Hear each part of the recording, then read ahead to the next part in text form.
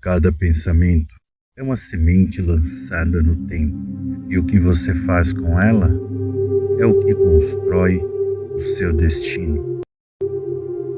Você já sentiu como se estivesse apenas existindo?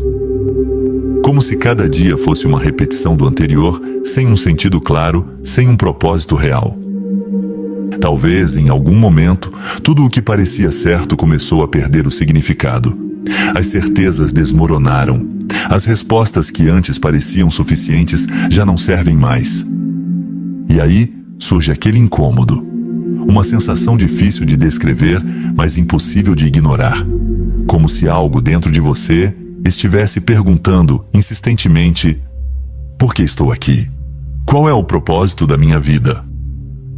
Essas foram as perguntas que assombraram um dos maiores escritores de todos os tempos, Lev Tolstói, autor de clássicos como Guerra e Paz e Ana Karenina. Ele era considerado o Cormac McCarthy de sua época. Tolstói possuía uma grande propriedade, uma família linda e era casado com uma esposa que o amava. Mas, apesar de tudo isso, algo mudou quando ele chegou aos 50 anos. Tolstói passou por uma profunda crise existencial na meia-idade, um período em que questionou radicalmente o sentido da vida. De repente, pensamentos nihilistas o atingiram em cheio, e toda a felicidade que ele havia encontrado antes pareceu desaparecer. Ele chegou a enfrentar pensamentos suicidas e, para superar esse tormento, mergulhou em uma busca espiritual que transformaria sua visão de mundo e influenciaria gerações. Um homem que sempre viveu intensamente, fazendo tudo o que lhe dava prazer, agora se via questionando a própria existência. Mas por que isso aconteceu? E como ele enfrentou essa crise? Neste vídeo, vamos explorar a luta pessoal de Tolstói e como ele buscou respostas para essas questões existenciais tão profundas. Desde jovem, Tolstói era profundamente cético em relação ao cristianismo. A perda precoce dos pais o deixou com um forte sentimento de abandono e desilusão. A igreja, em particular, lhe causava uma impressão negativa. Ele chegou a dizer: a doutrina religiosa, aceita pela fé e sustentada pela pressão externa, aos poucos se desfaz sob a influência do conhecimento e da experiência de vida que entram em conflito com ela. Sua infância marcada por tragédias e dúvidas preparou o terreno para as crises que enfrentaria no futuro. Ainda jovem, participou da Guerra da Crimeia, uma experiência que o marcou profundamente e reforçou sua aversão à violência e à autoridade estatal. Ao retornar da guerra, Tolstói passou a se dedicar intensamente à literatura e suas obras logo conquistaram notoriedade. Casou-se com Sofia Tolstaia em 1862, teve 13 filhos, prestígio literário e uma propriedade próspera em Yasnaya Poliana, onde escrevia e mantinha contato com intelectuais e artistas da época. No entanto, por volta dos 50 anos, algo mudou. Tolstói começou a sentir uma angústia existencial crescente. O peso de seus pensamentos era tão intenso que o sono se tornou sua única fuga, um alívio temporário do bombardeio constante de perguntas sobre propósito e existência.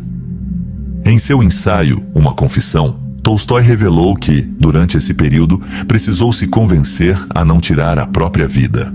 O niilismo havia consumido sua mente, e ele se via como uma criança pequena repetindo obsessivamente as mesmas perguntas. Qual o sentido da vida se, no fim, todos morremos? O que acontece depois da morte? Qual é o valor da riqueza ou da fama e das conquistas se tudo é passageiro? Ele descreveu essa sensação com uma frase marcante: se não for hoje, será amanhã. Se não for amanhã, será em 30 anos. Isso faz alguma diferença? Esse pensamento capturava perfeitamente a desesperança que ele sentia. A angústia o levou a um estado de desespero total. Mas, em vez de desistir, tomou uma decisão diferente. Embarcou em uma jornada em busca de significado. Diante dessa crise, Tolstói tentou buscar respostas na ciência, filosofia e diversas ideologias. Um dos momentos mais marcantes dessa busca foi quando ele refletiu profundamente sobre uma parábola, que mais tarde incluiu em Uma Confissão. A história falava de um homem que fugia de uma fera selvagem e acabou caindo em um poço abandonado. No fundo do poço, porém, havia um dragão de boca aberta, esperando para devorá-lo. No desespero, o homem se agarrou a um galho que crescia na parede do poço, tentando evitar sua queda. Enquanto estava pendurado ali, percebeu que pequenas gotas de mel escorriam das folhas do galho. Então, apesar do perigo iminente, ele esticou a mão e provou o mel, esquecendo-se por um momento da tragédia que o cercava. Tolstói viu essa parábola como um reflexo da própria vida. Ele percebeu que estava preso entre dois extremos: o medo da existência, a fera, e a inevitabilidade da morte, o dragão. No meio disso, os pequenos momentos de prazer e alegria eram como as gotas de mel, breves distrações, mas não respostas definitivas. Decidido a não se entregar à desesperança, Tolstói mergulhou no estudo de diversas filosofias. Mas nenhuma teoria conseguiu preencher o vazio que sentia. Ele também voltou seu olhar para a ciência, mas encontrou pouco conforto ali. A visão darwinista, por exemplo, lhe parecia profundamente nihilista, como se os seres humanos fossem apenas acidentes cósmicos, meros aglomerados de energia, sem propósito real, destinados ao esquecimento quando nossas células envelhecessem. Para Tolstói, a ciência explicava os mecanismos da vida, mas não respondia à grande pergunta: por que viver? Desiludido com a filosofia e a ciência, ele voltou-se para a observação das pessoas ao seu redor. Depois de muita reflexão, concluiu que havia 4 formas principais pelas quais as pessoas lidavam com o absurdo da existência. A partir daqui, há um paralelo interessante entre Tolstói e Albert Camus, especialmente na forma como ambos enxergavam o absurdo da vida. Liev Tolstói observou que uma das formas pelas quais as pessoas lidam com a absurdidade da vida é simplesmente ignorando-a. Elas não fazem nada a respeito, não pensam demais sobre isso. A vida é absurda e daí elas apenas vivem. Albert Camus também argumentou que, em vez de sucumbir ao desespero ou ao niilismo diante da falta de sentido, deveríamos adotar uma atitude de desafio e resiliência. O segredo está em manter uma mentalidade de "e daí?" E daí, se você não consegue encontrar uma resposta, apenas tome um café com sua esposa e esqueça isso por um tempo. Mas Tolstói não acreditava que essa fosse uma solução duradoura. Como alguém pode permanecer ignorante quando tem uma mente plenamente funcional que constantemente o empurra a refletir sobre sua existência?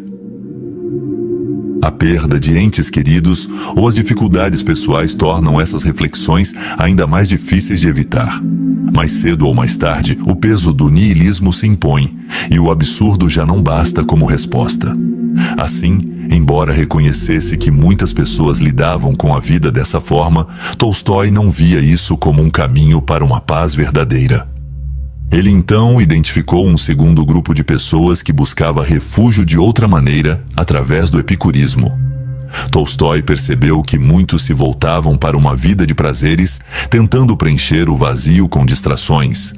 Buscavam riqueza, relacionamentos e entretenimento para escapar do medo da morte e da falta de sentido. No entanto, ele criticava essa abordagem, pois acreditava que era, no máximo, um alívio passageiro. O prazer pode ser doce por um momento, mas não resolve as questões mais profundas da existência. Para ele, viver apenas em busca de prazeres era como o mel na parábola do homem no poço, delicioso por um instante, mas incapaz de mudar a dura realidade ao redor. O terceiro grupo que Tolstói identificou era composto por aqueles que, diante das dificuldades da vida, não encontravam forças para continuar, mas tinham força suficiente para acabar com tudo. Sentiam-se esmagados pelo absurdo da existência e não viam saída. Tolstói, ele próprio, chegou a flertar com essa ideia, mas nunca a aceitou como solução. Ele via algumas pessoas chegarem ao extremo de considerar tirar a própria vida, mas acreditava que isso não resolvia o verdadeiro problema. E aqui vale um parêntese. Se você está passando por uma crise existencial, não deixe que ela o consuma. Continue caminhando. As respostas podem não surgir imediatamente, mas elas aparecem com o tempo. Ele então observou um quarto grupo, aqueles que se encontravam presos em um limbo existencial. Essas pessoas, após reconhecerem o sofrimento e a falta de sentido da vida, ficavam estagnadas entre dois extremos.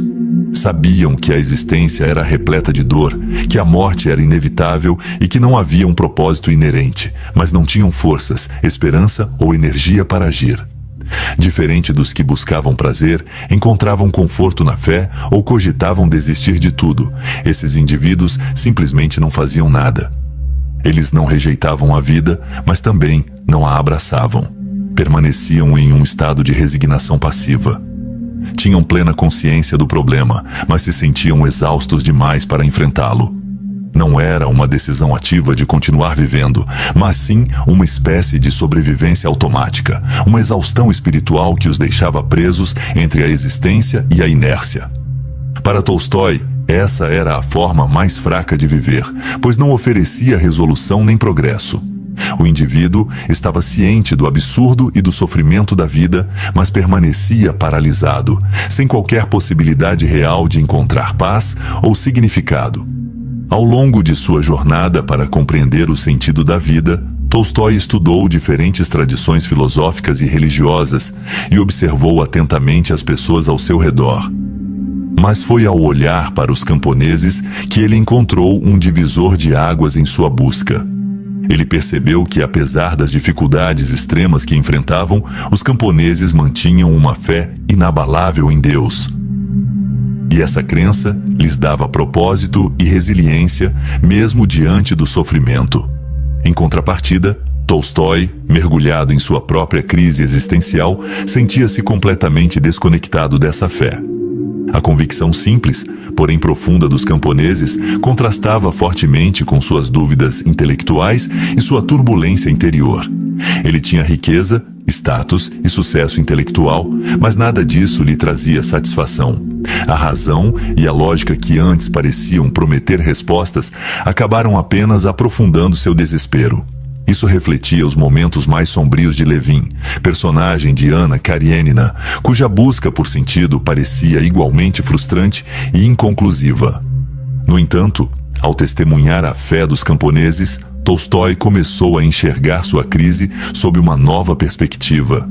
Ele percebeu que a vida não poderia ser compreendida apenas pela razão. Era preciso acreditar em algo maior que o mundo material. Essa compreensão marcou um ponto de virada em sua jornada. Mesmo que sua mente racional enxergasse a fé como um salto sem provas concretas, ele começou a entendê-la como a única maneira de transcender as limitações do mundo finito. O sofrimento humano era passageiro, mas a presença de Deus oferecia um propósito que ia além da existência efêmera. A fé deixou de ser apenas um conceito intelectual e se tornou um caminho para suportar os desafios da vida e encontrar sentido no meio do sofrimento. E, embora sua razão continuasse resistindo, Tolstói finalmente aceitou que essa era a única resposta capaz de lhe trazer paz e propósito. A partir desse momento, sua vida passou por uma profunda transformação. Ele percebeu que o sentido da vida estava não na busca por glória, riqueza ou conquistas individuais, mas na compaixão, na humildade e no serviço ao próximo. Inspirado por essa descoberta, Tolstói passou a viver de maneira mais simples, adotando uma rotina mais próxima à dos camponeses e rejeitando muitos dos luxos da aristocracia. No fim, sua vida, antes dominada por crises intelectuais, encontrou sentido justamente na fé que ele havia rejeitado por tanto tempo. No entanto, Tolstói não encontrou conforto na Igreja Ortodoxa Russa, que considerava corrupta e distante dos verdadeiros ensinamentos de Cristo. Em vez disso, passou a estudar diretamente os evangelhos e encontrou no Sermão da Montanha um conjunto de princípios morais que o ajudaram a reorganizar sua visão de mundo. Essa transformação também se refletiu em seus escritos. Em Uma Confissão, ele narra sua crise existencial e o caminho que percorreu até encontrar a paz interior na espiritualidade. A mudança de Tolstói não foi bem recebida por sua família, especialmente por sua esposa Sofia. Ela não compreendia sua nova filosofia de vida e se opunha veementemente ao desejo do escritor de doar suas propriedades e renunciar aos direitos autorais de suas obras. Os desentendimentos entre o casal se tornaram cada vez mais intensos, levando Tolstói a uma situação de grande sofrimento emocional. Em 1910, aos 82 anos, Tolstói decidiu fugir de casa em busca de uma vida ainda mais simples e afastada da opressão da sociedade e dos conflitos familiares. Ele saiu secretamente de Yasnaya Poliana em uma noite fria de outubro, acompanhado apenas de seu médico e de sua filha Alexandra. Sua saúde, porém, já estava debilitada. Durante a viagem, ficou doente e acabou morrendo dias depois, em 20 de novembro de 1910, na pequena estação ferroviária de Astápovo. Seus últimos momentos foram marcados por uma profunda serenidade.